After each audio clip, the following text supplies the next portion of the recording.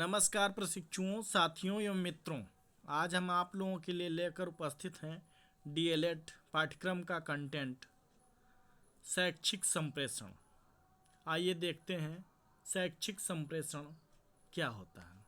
शैक्षिक संप्रेषण अर्थात शिक्षा में जो संचार किया जाता है, जो कम्युनिकेशन होता है शिक्षक और छात्र का उद्देश्य के संदर्भ में, उसे ही हम शैक्षिक संप्रेषण कहते हैं।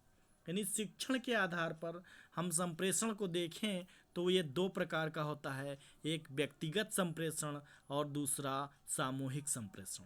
व्यक्तिगत संप्रेषण को वैयक्तिक संप्रेषण कहते हैं, इंडिविजुअल कम्युनिकेशन, और सामूहिक संप्रेषण को हम क्या कहेंगे बताइए?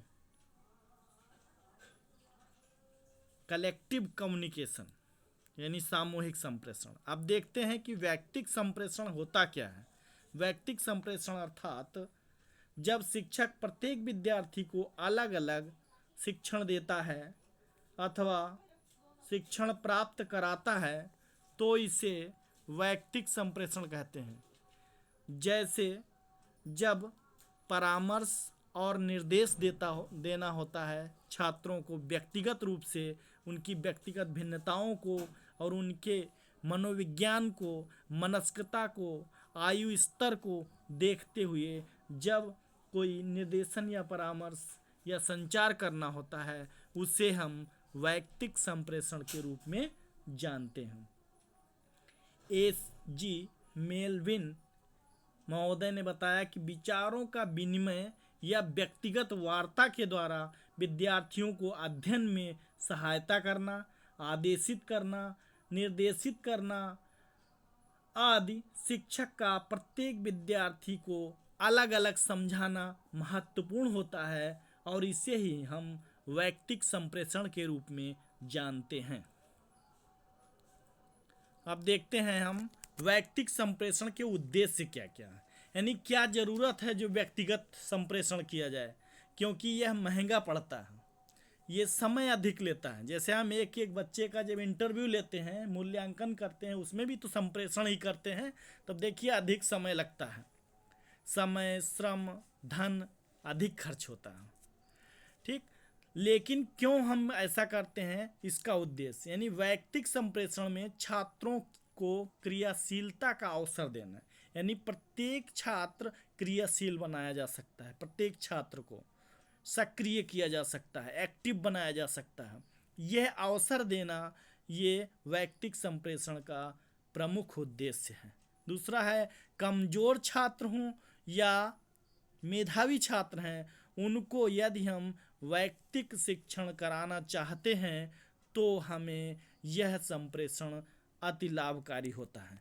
यानी कमज़ोर छात्रों को या मेधावी छात्रों को वैयक्तिक संप्रेषण या वैयक्तिक शिक्षण कराना है तो यह उद्देश्य वैयक्तिक संप्रेषण का होता है।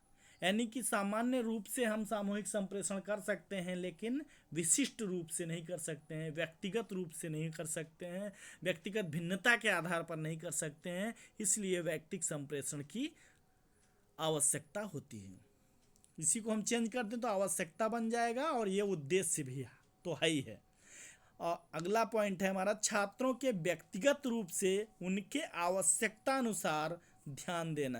यानी छात्रों को हम व्यक्तिगत रूप से ध्यान दे रहे हैं तो व्यक्तिगत रूप से संप्रेषित करना पड़ेगा, प्रेरित करना पड़ेगा, उनके अंदर उनके प्रति हमारा संचार का जो रूप होगा वो वैयक्तिक होगा। तो यह उद्देश्य है वैयक्तिक संप्रेषण का। आइए आगे और उद्देश्य देखते हैं जो वैयक्तिक संप्रेषण के लिए हैं। छात्रों के मनोभावों को समझने योग्य बनाना, यानी कि छात्रों के जो मनोभाव है, मनस्कता है, उसको समझने के लिए हमको व्यक्तिगत रूप से संचार करने की आवश्यकता होती है और यही बनाना, समझने योग्य बनना, ये हमारा वैयक्तिक संप्रेषण का शैक्षिक रूप में उद्देश्य है। अगला बिंदु छात्रों में क्रमानुसार योग्यताओं का विकास करना, एक के बाद एक के बाद एक के बाद एक के बाद, यानी सब अपनी गति से, अपनी स्थिति से, अपनी परिस्थिति से और अपने रूप से, अपने आ, बुद्धि और विवेक के अनुसार सीखते हैं। यानी कि सबके सीखने का दर जो है, रेट है, लर्निंग रेट है, वो अलग अलग होता है। तब हम जब शिक्षण में इस प्रकार के संप्रेषण का, व्यक्तिगत संप्रेषण का प्रयोग करते हैं तो वह क्रमानुसार योग्यताओं के विकास करने में सहायता प्रदान करता है, सहायक होता है। छात्रों को उचित निर्देशन एवं परामर्श देना। हमने अभी बताया कि व्यक्तिगत रूप से भिन्न है उनका रहन सहन, खान पान, वातावरण, माहौल आदि। तो इसलिए हम बालकों को जब उचित निर्देशन देना होता है, परामर्श देना होता है, तो उनका व्यक्तिगत अध्ययन करना पड़ता है। और व्यक्तिगत अध्ययन करने के लिए व्यक्तिगत संचार की आवश्यकता पड़ती है। ठीक, ये प्रकार का आपका बिंदु है। अब देखेंगे हम सामूहिक संप्रेषण क्या होता है। सामूहिक संप्रेषण, जैसा कि मैंने बताया, जब छात्र को अध्यापक उद्देश्यों की पूर्ति के लिए कक्षा के दौरान संप्रेषित करता है तो वह सामूहिक संप्रेषण कहलाता है। सामूहिक संप्रेषण के गुण कौन कौन से हैं? सामूहिक संप्रेषण के गुण हैं कि यह संप्रेषण सरल एवं व्यवहारिक होता है। यही लाभ है, यही इसकी विशेषता है, यही महत्व है। महत्व के कारण इसकी उपयोगिता है। सभी प्रश्नों में नहीं, लेकिन अधिकतर प्रश्नों में हम जरा सा बदल करके ये सब पॉइंट के उत्तर प्राप्त कर सकते हैं। इसी को उद्देश्य बनाना हो तो, सामूहिक संप्रेषण के उद्देश्य बनाना हो तो हम कह देंगे यह संप्रेषण को सरल और व्यवहारिक बनाना, बालकों में अनुकरण की प्रबल भावना को पैदा करना, यदि प्रतिस्पर्धी भावना को उत्पन्न करना। इस तरीके से हम क्या करेंगे, उद्देश्य बना सकते हैं। संप्रेषण जो संकोची प्रवृत्ति के लोग, शर्मीले बालकों का संकोच को समाप्त कराना या समाप्त करने हेतु प्रेरित करना, तो सामूहिक संप्रेषण में हो सकता है। इसी प्रकार से लाभ, महत्व, विशेषता बताते हैं तो ये सारी चीज़ें आ जाएंगी। यह संप्रेषण सरल एवं व्यवहारिक होता है। इसके द्वारा बालकों में अनुकरण की प्रबल भावना उत्पन्न होती है। यह संकोची एवं शर्मीले बालकों में यह संकोची एवं शर्मीले बालकों हेतु अत्यधिक लाभप्रद है। क्यों? समूह में है ना, समूह में कोई कुछ भी बोल देता है, या जिस प्रकार से आपको एक अवसर मिलता है प्रतिस्पर्धा का, इसलिए इसको कहा गया है। और इसमें अनुकरण की, एक दूसरे को देख करके बालक एक्टिविटी करना प्रारंभ कर देते हैं और उस एक्टिविटी में उनका जो होता है संकोच आदि भी समाप्त हो जाता है। और यह सामूहिक रूप से कुछ कृत्य करना हो, चाहे अच्छा या बुरा, यह सरल होता है, व्यवहारिक होता है। ठीक, नेक्स्ट, सामूहिक संप्रेषण द्वारा विचारों के आदान प्रदान से कार्य कुशलता बढ़ती है। यानी सामूहिक संप्रेषण, जब तक हम, जैसे मान लो अकेले व्यक्तिगत रूप से तो बहुत अच्छे हैं, लेकिन सामाजिक रूप से या सामूहिक रूप से नहीं अच्छे हैं, क्योंकि हम अपने विचारों के आदान प्रदान से जो हमारी कार्य कुशलता है वो नहीं बढ़ पा रही। सबके बीच में हम, जैसे मान लो हम अकेले व्यक्तिगत रूप से तो बहुत अच्छा भाषण दे सकते हैं, किसी को लेक्चर सुना सकते हैं, बात कर सकते हैं, घंटों बतियाते रहेंगे, लेकिन अभी मंच पर कह दिया जाए कि आप 10 मिनट लगातार इस टॉपिक पर बोलेंगे तो ये संभव नहीं होता है। इसीलिए सामूहिक संप्रेषण द्वारा विचारों के आदान प्रदान से व्यक्ति की कार्य कुशलता को बढ़ाया जा सकता है, या कुशलता बढ़ती है कह सकते हैं। छात्रों का गुणात्मक विकास होता है। यानी कि आप छात्रों के अंदर ऐसे क्लियर, हाँ, छात्रों के अंदर जो गुणात्मक विकास है, यानी कि उसके अंदर गुणता भरती है, यानी कि कहते हैं क्या, विविधता भी आती है। ठीक है, उत्तमता आती है, उन्नतशील बनता है, यानी भिन्न भिन्न प्रकार की योग्यताओं को ग्रहण कर लेता है और वो उसमें गुणता होती है। कहने का मतलब उसमें गुणात्मकता होती है, ये नहीं कि हाँ ऐसे ही।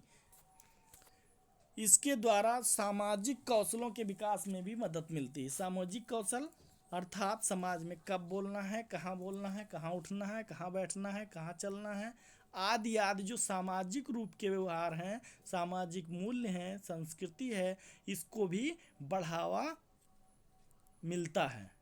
इसको इसके विकास में भी मदद मिलती है। किसमें?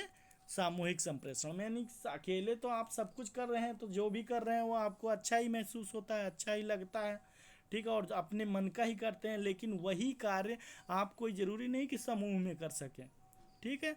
तो इसी प्रकार से संप्रेषण के क्षेत्र में भी आता है। यानी इसको हम देखें तो सामूहिक संप्रेषण की विशेषता या लाभ या महत्व अथवा उपयोगिता गुण। तो ये संप्रेषण सरल एवं व्यवहारिक होता है। इसके द्वारा बालकों में अनुकरण की प्रबल भावना उत्पन्न की जाती है या होती है। यह संप्रेषण संकोची और शर्मीले बालकों हेतु लाभप्रद है। यह जो संप्रेषण है, इस संप्रेषण के द्वारा विचारों के आदान प्रदान से कार्य की कुशलता बढ़ती है व्यक्तियों में, बालकों में कह सकते हैं। छात्रों का गुणात्मक विकास संभव हो सकता है या होता है, और इसके द्वारा सामाजिक कौशलों के विकास में भी महत्व मिलता है। समाज जो है, जो कक्षा है, वो समाज का लघु रूप है, विद्यालय समाज का लघु रूप है, ठीक।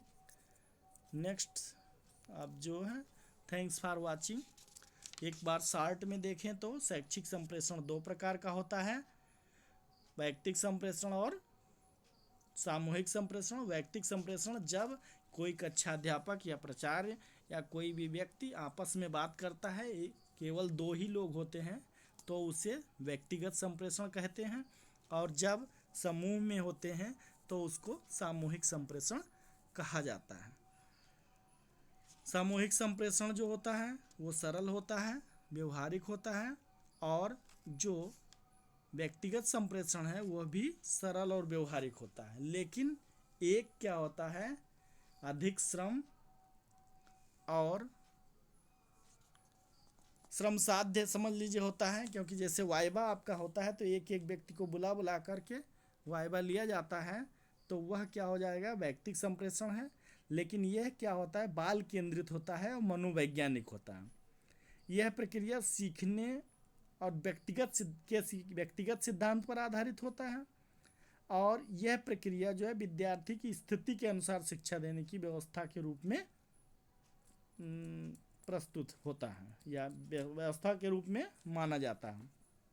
यह प्रक्रिया विद्यार्थी को क्रियाशील बनाती है। व्यक्तिगत रूप से जैसे हम किसी से कहते हैं कि फला ये काम कर लीजिए या इस तरीके का यह होता है, या कुछ हमने व्यक्तिगत रूप से उसको बताया है किसी बालक को, किसी छात्र को, तो वह उसके बाद वह चेष्टा करेगा कि इसको न भूले, उसको अंगीकार करे, स्वीकार करे, ठीक। और जो सामूहिक रूप से कहेंगे तो कुछ लोग ग्रहण करेंगे और कुछ नहीं ग्रहण करेंगे, ठीक।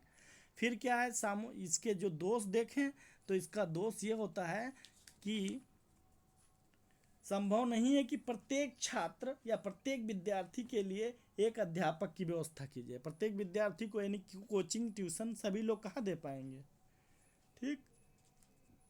और दूसरा कहा गया इसमें कि इस प्रक्रिया के द्वारा विद्यार्थी में सामाजिकता के गुण उत्पन्न नहीं किए जा सकते, क्योंकि विद्यार्थी अकेला ही अकेला रहेगा, जिससे संपर्क रखेगा उसी से रखेगा। और यह प्रक्रिया व्यवहारिक नहीं है, इसीलिए कह दिए इसको। हर विद्यार्थी के लिए यह प्रक्रिया प्रयोग में भी नहीं लाया जा सकता। बार बार उस बालक से कोई बात बताया जाएगा, समझाया जाएगा तो उसको बुरा लग सकता है, और 20 लोगों में समूह में वही बात कह दी जाएगी बार बार, तो सोचेगा कि मुझे नहीं कहा जा रहा, और सबके लिए तो सब अंगीकार कर लेंगे। इस प्रक्रिया में प्रोत्साहन, कंपटीशन यानी प्रतिस्पर्धा और प्रेरणा का हमेशा अभाव रहता है। इस तरह विद्यार्थियों में जो प्रेरणा का अभाव हो जाता है, व्यक्तिगत में सीधे बोल देते हैं कि आपको ऐसा करना है, ऐसा करिए, ठीक। जिस शिक्षण पद्धतियों की रचना इस प्रकार के आधार पर की गई है उसको आंशिक सफलता मिली। यानी जिस प्रकार से हम यदि एक व्यक्तिगत रूप, जैसे कोचिंग से ही सब बालक पढ़ लें, नो नॉलेज विदाउट कॉलेज कहते हैं ना, यानी माता पिता बहुत योग्य हैं, पढ़ा रहे हैं, तो कहा बालक क्यों नहीं पढ़ पा रहा। कोचिंग में व्यक्तिगत रूप से पढ़ाया जा रहा, समझाया जा रहा, फिर भी क्यों नहीं पढ़ रहा, ठीक है। इसीलिए कहा गया सामूहिक संप्रेषण से ये कम प्रभावकारी है, किसी किसी मायने में किसी किसी उद्देश्य की पूर्ति के लिए यह ज़्यादा प्रभावकारी। इस प्रक्रिया में प्यार, सहयोग, आत्मविश्वास, आत्मत्याग की भावना का विकास बहुत कम होता है, ना के बराबर होता है। और सामूहिक में यह बदल दें इसको, ठीक। बस अच्छा, सामूहिक संप्रेषण का जो दोष देखें तो चलो देख लेते हैं 2-3 दोष, जो वैसे फिलहाल तो आप लोग कर ही लेंगे। जो दोष मैं बताऊंगा वही दो उसको पलट के लिख लीजिए तो वह दोष बन जाएगा। जैसे सामूहिक संप्रेषण द्वारा विचारों के आदान प्रदान से कार्यकुशलता बढ़ती है, तो कह सकते हैं कि सामूहिक संप्रेषण द्वारा विचारों के आदान प्रदान से कार्यकुशलता पर अत्यधिक प्रभाव नहीं पड़ता है, अधिक प्रभाव नहीं पड़ता, ऐसा कह सकते हैं। छात्रों के गुणात्मक विकास में अपेक्षाकृत कम विकास की अपेक्षाकृत कम संभावना होती है, ये त्रुटि हो गई। इसके द्वारा सामाजिक कौशलों के विकास में अत्यधिक मदद नहीं मिलती है, अपेक्षाकृत मदद कम मिलती है, इस तरीके से कह सकते हैं। यह संप्रेषण सरल और व्यवहारिक होता है। तो अब इसको कहेंगे कि जैसे सामूहिक संप्रेषण करना है तो सभी लोगों के द्वारा ये संप्रेषण कर पाना अच्छे तरीके से या प्रभावी रूप से कर पाना संभव नहीं होता है। यह संप्रेषण जो है संकोची और शर्मीले बालकों हेतु लाभकारी नहीं है, कह सकते हैं। क्यों कह सकते हैं? क्योंकि वह छिप जाते हैं, उनको प्रशिक्षण का या सीखने का मौका नहीं मिलता है, या उनको व्यक्तिगत रूप से जब तक ना कहा जाए। कुछ बालक ऐसे होते हैं तो वह कार्य में सक्रियता नहीं निभाते। तो ये सब हम थोड़ा थोड़ा बदल करके अधिक सीख सकते हैं। धन्यवाद। Thanks for watching. आपको अच्छा लगे शेयर कीजिए, लाइक कीजिए और कमेंट ज़रूर लिखिए कि आपने देखा कैसा लगा। तो उसी कमेंट से, और यह अगला वीडियो कौन सा चाहिए, किस टॉपिक पर चाहिए, या कोई आपका प्रश्न हो बहुविकल्पी या किसी अन्य प्रकार का, तो आप बताएं, तो उसमें मैं उसको खोज करके, अनुसंधान करके, अन्वेषण करके और प्रस्तुत करूंगा शीघ्र, जिससे आपको मदद मिलेगी और मुझे पुनर्बलन मिलेगा, फीडबैकिंग मिलेगी, प्रोत्साहन मिलेगा। ठीक है, प्रतिपुष्टि आवश्यक है। धन्यवाद।